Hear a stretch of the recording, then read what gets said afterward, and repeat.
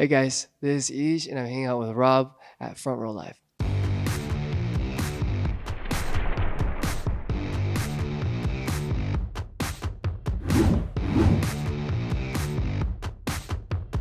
What's up, guys? Rob here, Front Row Live Entertainment. I am hanging out here with eaJ, and I'm excited to be talking to you, man. I've been trying to get with you for some time already. I've been a fan of your work, and I'm excited to talk a little bit about your creative process. So, as we kind of dive in and talk about that, I want to know, now, becoming that solo artist, discovering your sound, and what it was about the sound that you're creating now that you felt like resonated with who you are as an artist.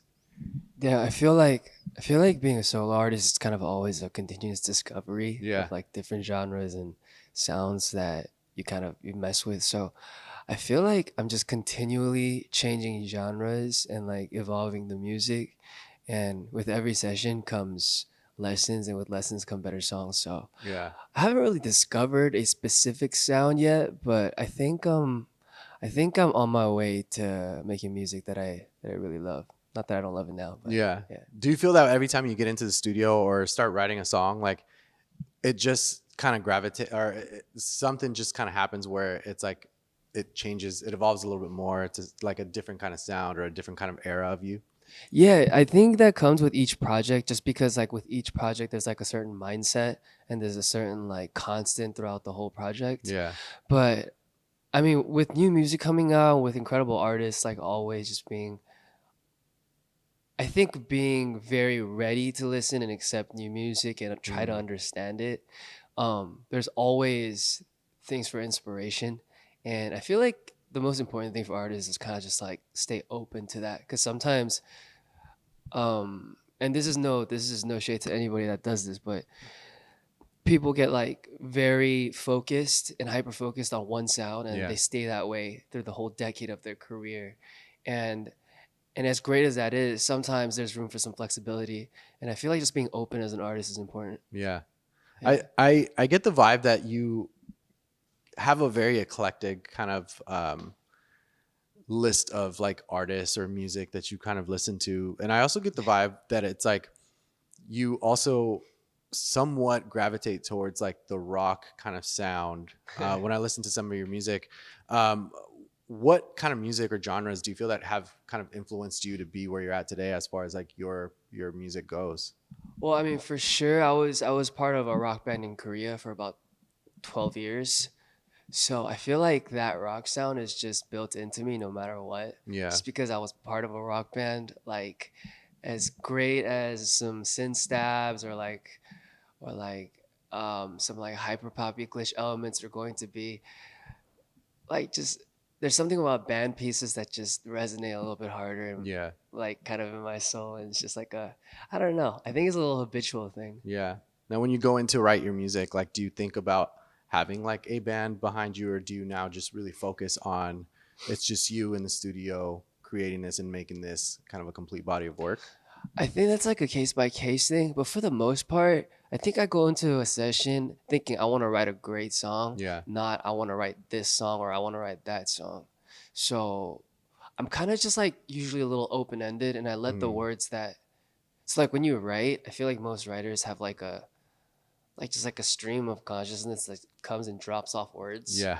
and like drops off ideas, and you kind of just let it speak for you, if that makes sense. I don't know if I sound crazy right now. No, you're good. Oh, yeah, it's not a conscious thing. I think mostly it's a subconscious thing. Yeah.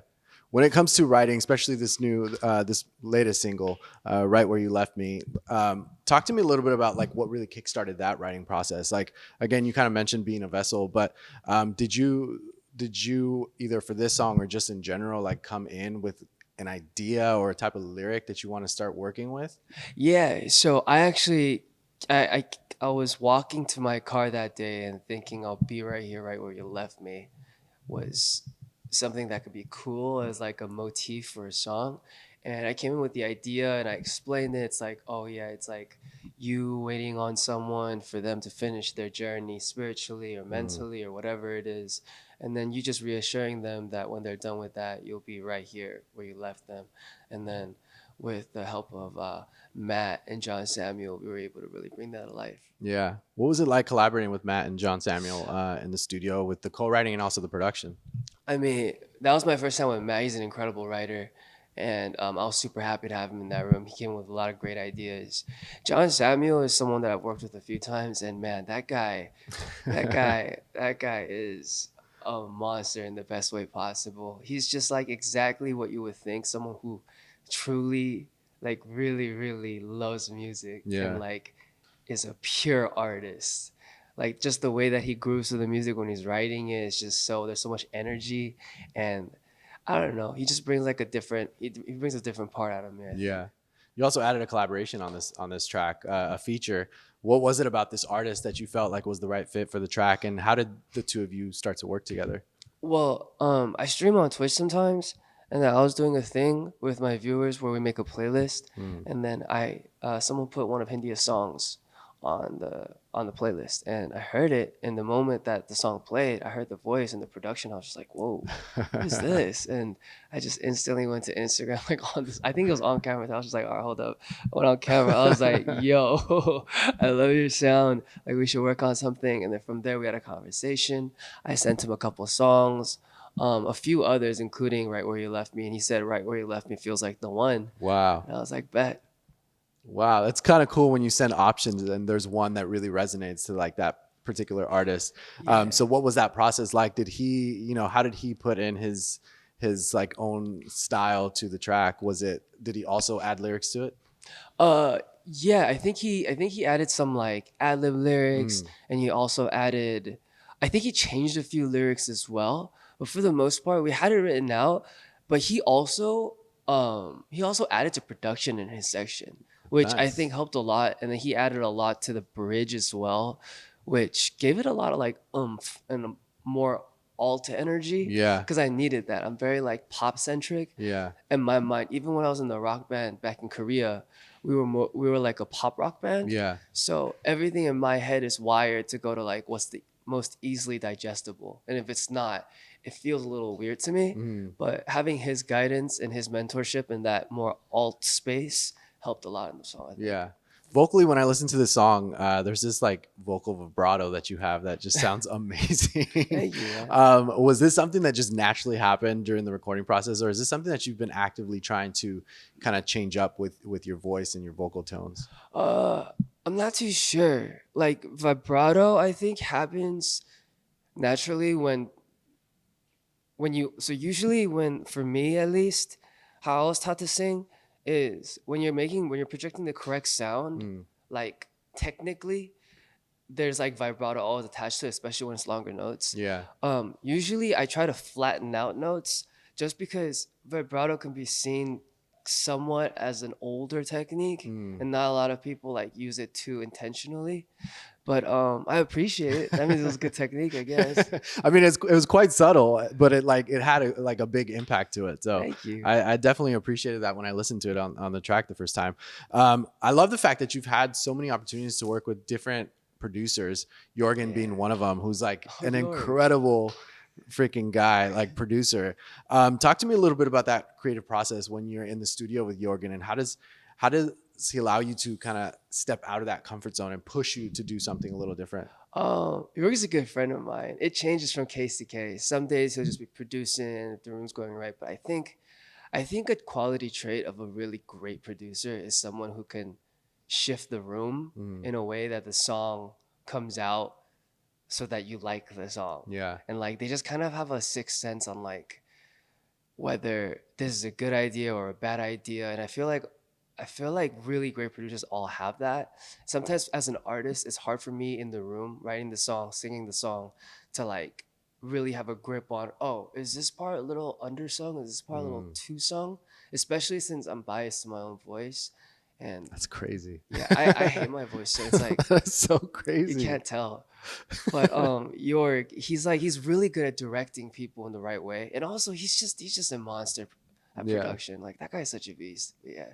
So if you don't like your voice, how do you allow yourself to be able to create and release this music? Like, I feel Well, like if I was so like, if I didn't like my voice, I, yeah. I probably wouldn't release music Yeah. as easily, right? Well, I've been doing this for 12 years, so I think I just got used to it after a certain point. You just kind of accept it, and like I think you realize like even if you don't like your voice, other people might. So it's like, are you gonna be selfish and not give Yeah. other people the opportunity to hear the music, or are you just gonna be self-conscious? Yeah. Yeah, That's a good way to put it. yeah. When you listen to Crash and then you listen to now this new material, how do you feel that you've evolved vocally? Damn, a lot honestly, because I've done a lot as a solo. I've And Car gone. Crash, I'm sorry. Oh no, you're good. I've gone on tours. I've done a bunch of collabs. I mean, I've always kind of tried to raise the bar with each project, even before this during the rock band era. Yeah. But mostly, I think I started to learn a little bit more about what American pop likes, and it's kind of straying a little bit away from the world that I used to be in. Mm. Yeah. Do you feel like it's more pressure now when you're doing this by yourself, even though you have all these amazing like producers and co-writers that you get to collaborate with? No, not at all. I think without someone like constantly at the top telling me this is what we want you to write and this genre, and yeah, without like weird guidelines, I think I have way more fun and I'm way more relaxed in life right now. Yeah, more time to create, I guess, like, or Yeah. more time to be, or more opportunities to be more creative. Yeah, yeah, 100%, most definitely. And like when you have someone telling you like what genre to write, what your references, your music gets skewed really easily. Mm. And like it becomes a little You like a pigeonholed. hodgepodge of Yeah. nothing. Yeah. And I think now it's way easier for me to have focus and to make songs that I really love. Yeah. As far as like those collaborations and kind of testing waters and doing different things, I love the fact that now your upcoming single Burn, you have a collaboration with Salem Ilese, who was also a co-writer with you for Yeah. a couple other tracks, and now she gets to be a feature. Talk to me a little bit about this track and like how you guys came about to deciding like, all right, let's just do this together instead of like let's co-write. So what happened was we were in the same room per usual. We were with Salem and Inverness, and we were writing Burn. And she sang. I asked her to sing a guide for one of the verses Mm, because she wrote a lot of it, yeah. and I kind of just wanted a guide to sing along to. And then she sang it, and that was her verse was originally the first verse, and she sounded so good. And Vernon was like, "Yo, you should just do this song together." And I felt bad because I didn't know if she wanted her to do it, and Yeah. I didn't want to like pressure A her lot of into pressure. it. But she was really nice about it. She was like, "Bet." So I was like, "All right, cool." And honestly, she sounds incredible. She is one of the most talented writers Yeah. that I've met in LA, and I just it's such an honor. It's so fun to be able to collaborate with someone like that. I'm excited that she said yes to doing it because I feel like a lot of songwriters want to stay like behind the scenes. I know she has Yeah. music as well, but like when it comes to like being a collaborator as far as like Yeah. songwriting goes, they just want to stay there. Yeah, I mean, she sounded really good, and like I felt really bad too about the whole situation a little bit, just because it felt like it was like a pressure spur of the moment thing. Yeah. And I texted her after. I was like, "Yo, Salem, if you don't want to do this, like I totally understand. Like I know like it was a little pressure in the room," and she was like, "No, it's cool." So I'm thankful. That's really awesome. Like I love that you think about this stuff too. I mean, it's like it's oh. No, go for it. Oh, yeah. I mean, it's like sometimes I feel like people, especially in this industry, can be selfish and like very self motivated, Yeah. like just kind of disregarding everyone else's feelings. And I don't know, I just don't want to be that person. I'd hate for that to happen to me, so I don't want to do someone else. So we have Right Where You Left Me and then this new song that's coming up August 16, Burn. Is this of a body of work that you're currently working on? Is this like a new era of eaJ? Like what can you tell us about this new material? So yeah, I think this is the conclusion, and this is kind of the conclusion of like a very depressive era that I had. Mm, Like I had a really bad year last year. damn. I was down bad. But so with these songs wrapping up and my final lead song, When the Rain Stops, it's all gonna lead into an EP called When the Rain Stopped Following Me. Mhm. And I think that's kind of the world that I'm building right now. Damn. And like going back to like having a difficult year, how do you keep yourself motivated, or how did you keep yourself motivated to kind of find that light at the end of the tunnel? Damn, I kind of did it, man. It was rough. I was just kind of going to work as a zombie, just trying to get out of sessions. I didn't feel like doing anything. I was like, Damn. yeah, I lost a lot of weight, and it was bad, man.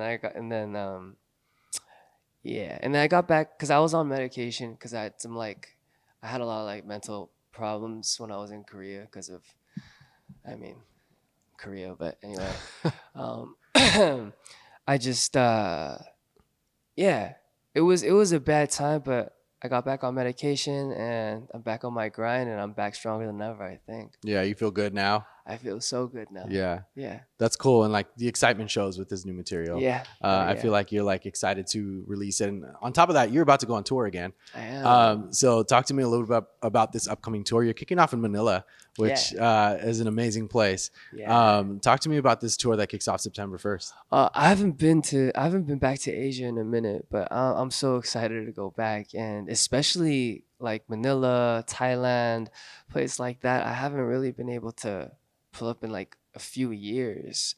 So I'm just happy to see all the fans in Asia, and also there's gonna be an NA tour with that after that, and I'm also opening up for an incredible act called Yeah, Imagine Dragons, and through them I'm like able to stand on one of the stages that have been on my bucket list. that's So so sick. I'm so happy about it. Yeah. That is so sick. When you look back at your past tours and then you jump onto this tour, how different is this live show going to be for you?